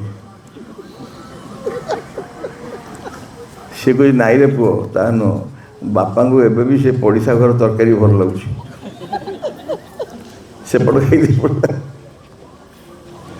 ମାନେ ଏଇ ଘଟଣା ସବୁ ଏତିକି ରହସ୍ୟକୁ ନେଲେଣି କାରଣ ବାସ୍ତବରେ ମାଆଙ୍କୁ ଥରେ ପଚରା ହେଲା, ଏ ଟଙ୍କା ପଡ଼ିଥିବ ନିଶ୍ଚୟ, ମାଆଙ୍କୁ ପଚରା ହେଲା, ମାଆ କହିଲା ଯିଏ ବିଶ୍ୱାସ କରୁଛି ତା ପାଇଁ ସତ୍ୟ, ଆଉ ଯିଏ ବିଶ୍ୱାସ କରୁଛି କିଛି ବି ଘଟିବନି, ଯେ ବିଶ୍ୱାସ କରୁଛି ସବୁଦିନ ସେଇ ଧାରାରେ ରହିବା ପାଇଁ ତା ପାଇଁ ସତ ଠିକ୍ ଅଛି। ଯେ କହୁଛି ନାଇଁ ମୁଁ ଆ ଭିତରେ କିଛି ପଶିବାକୁ ଚାହେଁନି, କିଛି ପଶିବାକୁ ଚାହେଁନି। ଆଚ୍ଛା ଯିଏ ଏବେ ସେଇ ଡାକ୍ତର ଶରୀର ଛାଡ଼ିଲେ ତାଙ୍କ ଶରୀରଟି ଦାନ କରିଦେଲେ ମେଡ଼ିକାଲ କଲେଜକୁ, ଆନାଟୋମି ଡିପାର୍ଟମେଣ୍ଟ ଦାନ କରିଦେଲେ, ତାଙ୍କ ମେଡ଼ିକାଲରେ କାମ ହେବ ତାଙ୍କ ଶରୀରରେ। ଆଉ ତାଙ୍କର ସବୁ ଅସ୍ଥି ଫସ୍ଥି କେଉଁଠୁ ଆସିବ? ନିଆଁ ଲାଗିଲେ ସିନା ଅସ୍ଥି ଆସିବ, ତାଙ୍କର ପୁଣି ପରବର୍ତ୍ତୀ ଅବସ୍ଥାରେ ଅସ୍ଥି ବିସର୍ଜନ କେମିତି ହେବ? କିଏ ଯିବ ସେଠି ବ୍ରାହ୍ମଣକୁ କିଏ ପଇସା ଖୋଇବ କି କେମିତି ହେବ? କେମିତି ହେବ? ଯେତେବେଳେ ନୂଆ ଜିନିଷ ଆସିନଥିଲା ଏଗୁଡ଼ା ସବୁ ପ୍ରଶ୍ନ ନଥିଲା, ଆସ୍ତେ ଆସ୍ତେ ଆସ୍ତେ ଆସ୍ତେ ଭିନ୍ନ ଭିନ୍ନ ଧାରାରେ ସିଏ କ'ଣ ମାସ ଲୋକ ବୋଲି ମୁଁ କହୁଛି, କିନ୍ତୁ ଚିନ୍ତାଧାରାରେ ନୂଆ ପଶିବ। ଆଉ ପୁରାତନ ଧାରାରେ ସବୁଠାରୁ ଭଲ ଭଲ ଯେ ଏକ ଜ୍ଞାନ ଆସୁଥିଲୁ ସିଏ ଆଉ ବେଶୀ କାମ କରିବ, ବିଭିନ୍ନ ଜାଗାରେ ନୂଆ ପ୍ରବେଶ କରିବ। ଏବେ ଆପଣ ଦେଖନ୍ତୁ, ଆଉ ସବୁବେଳେ ନୂଆଟା ଯେ ଗୋଟେ ଭଲ ତା ନୁହଁ, ନୂଆଟାକୁ ଚେଞ୍ଜ କରି ନ୍ୟୁ ଫର୍ ନ୍ୟୁ ସେ ଥୋଡ଼ା କରୁଛନ୍ତି, ନ୍ୟୁ ଫର୍ ନ୍ୟୁ ଗୋଟେ କିଛି ଜିନିଷ ପୁରୁଣା ଚାଲେ ଗୋଟାକୁ ନୂଆ କରିବା, ଏଥିପାଇଁ ନୁହଁ, ନୂଆ ଗୋଟେ ନୂଆ ଚେତନା ପାଇଁ, ଗୋଟେ ନ୍ୟୁ କନସିୟସନେସ୍ ପାଇଁ। ଏବେ ସରକାର କଲେ କ'ଣ, ହଠାତ୍ NEP ଆସିଲା, NEP ପରେ ସେଠୁ ତାଙ୍କର ଯେଉଁ କୋର୍ସ ଷ୍ଟାର୍ଟ ହେଲା, ସବୁ ସିଲାବସ୍ କୋର୍ସ ଠିଆ ହେଇଗଲା, କ'ଣ କରାଯିବ ସବୁ। ତାପରେ ହଠାତ୍ ଆରମ୍ଭ କଲେ ପରୀକ୍ଷା ହେବ, ପଞ୍ଚମରେ ଅଷ୍ଟମରେ ପରୀକ୍ଷା ହେବ। ଆଚ୍ଛା ସାମାନ୍ୟ ଟିକେ ବୁଦ୍ଧି ଥିବା ଲୋକ, ସାମାନ୍ୟ ବେଶୀ ବୁଦ୍ଧି ଦରକାର ନାହିଁ, ସାମାନ୍ୟ ଟିକେ ବୁଦ୍ଧି ଥିବା ଲୋକ କହିପାରିବ ଯେ ପଞ୍ଚମ ଅଷ୍ଟମରେ ପରୀକ୍ଷା କରାଇବାର ଉଦ୍ଦେଶ୍ୟ କ'ଣ?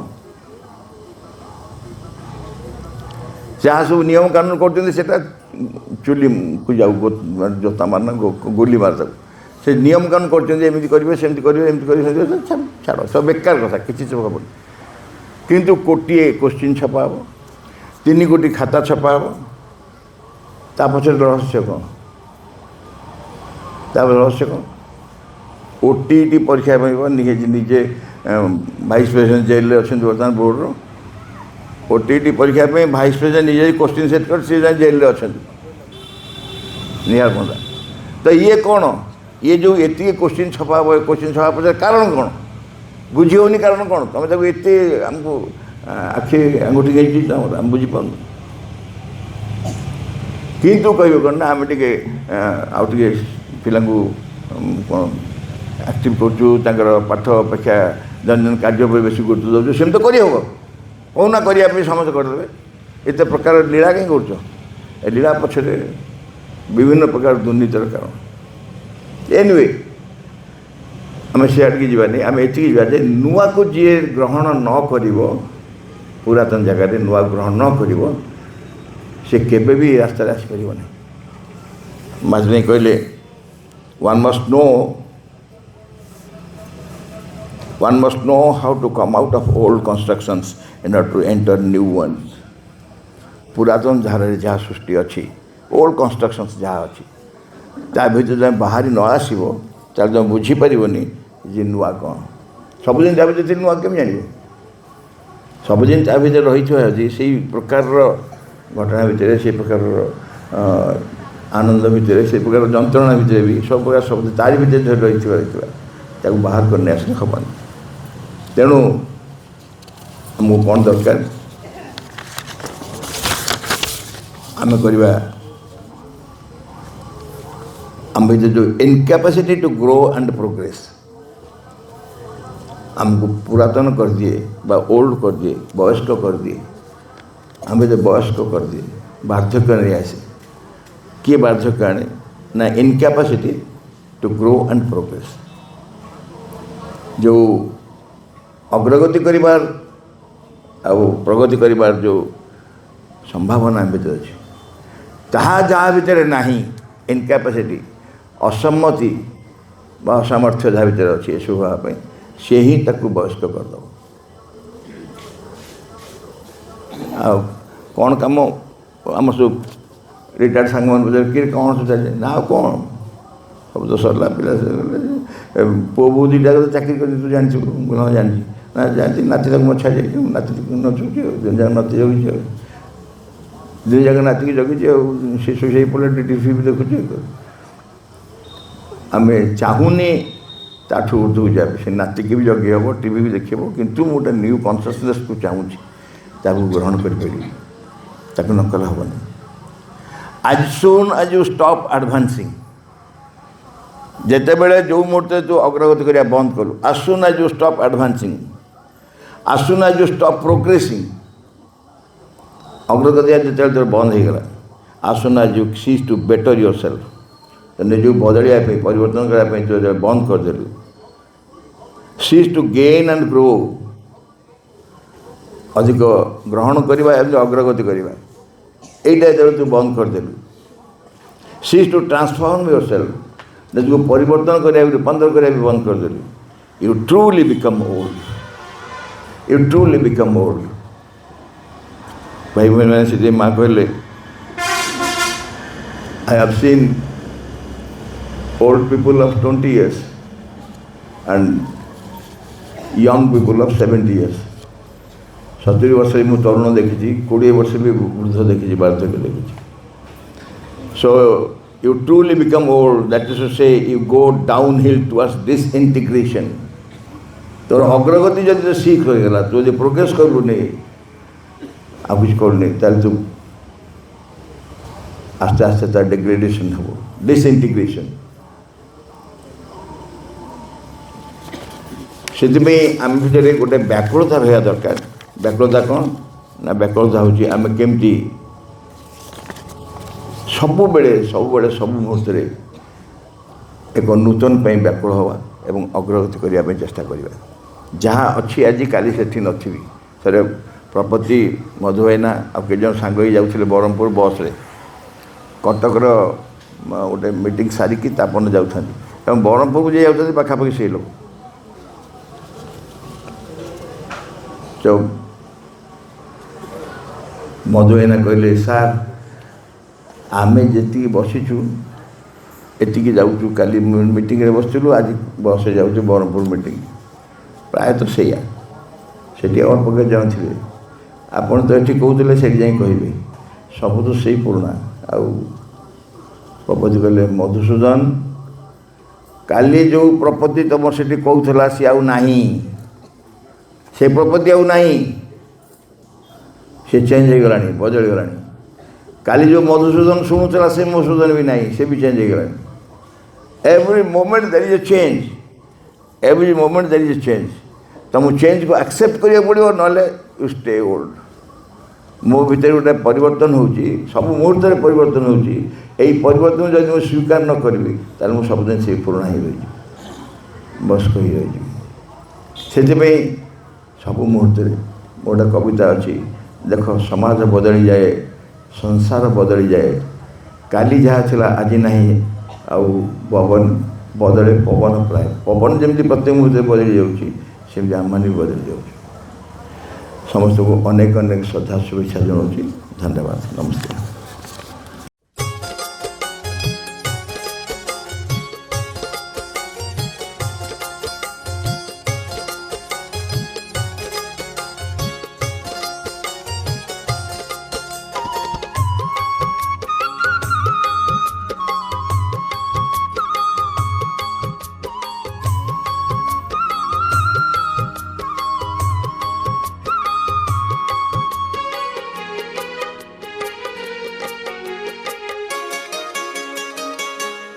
देख समाज बदली जाए संसार बदली जाए समाज बदली जाए संसार बदली जाए काली जहाँ थिला आजी नहीं आउ काली जहाँ थिला आजी नहीं आउ बदले पवन प्राय देख समाज बदली जाए संसार बदली जाए समाज बदली जाए संसार बदली जाए।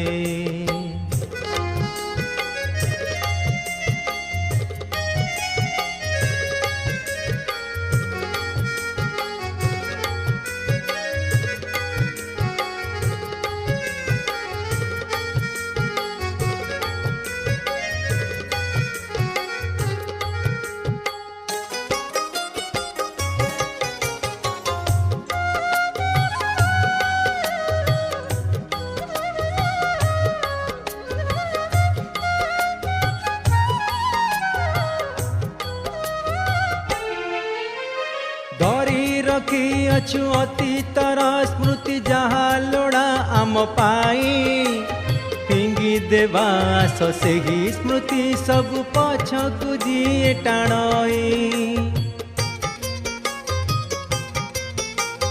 ଧରି ରଖିଅଛୁ ଅତୀତର ସ୍ମୃତି ଯାହା ଲୋଡ଼ା ଆମ ପାଇଁ ଫିଙ୍ଗି ଦେବା ଆସ ସେହି ସ୍ମୃତି ସବୁ ପଛକୁ ଯିଏ ଟାଣଇ ପଛକୁ ଯିଏ ଟାଣଇ ଦେଖ ଅତୀତ ବାହୁଡ଼ି ଯାଏ ସମାଜ ବଦଳି ଯାଏ ଅତୀତ ବାହୁଡ଼ି ଯାଏ ସଂସାର ବଦଳି ଯାଏ କାଲି ଯାହା ଥିଲା ଆଜି ନାହିଁ ଆଉ କାଲି ଯାହା ଥିଲା ଆଜି ନାହିଁ ଆଉ ବଦଳେ ପବନ ପ୍ରାୟ ଦେଖ ସମାଜ ବଦଳି ଯାଏ ସଂସାର ବଦଳି ଯାଏ ସମାଜ ବଦଳି ଯାଏ ସଂସାର ବଦଳି ଯାଏ